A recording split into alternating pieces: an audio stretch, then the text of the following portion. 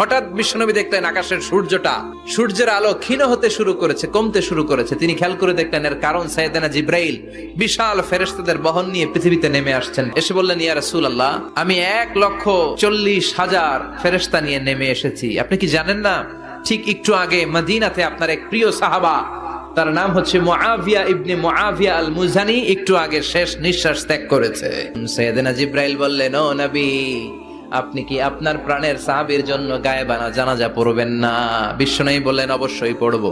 সাহাবীদের মধ্যে ঘোষণা দিলেন, ও সাহাবারা, তোমাদের ভাই মুআবিয়া ইবনে মুআবিয়া আল মুজানি কিছুক্ষণ আগে মদিনাতে ইন্তেকাল করেছে।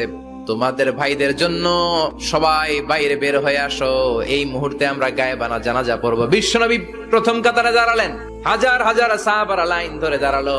সাইয়েদনা জিব্রাইল 1,40,000 ফেরেশতা নিয়ে সাহাবাদের পেছনে 2টা লাইনে দাঁড়িয়ে গেলেন।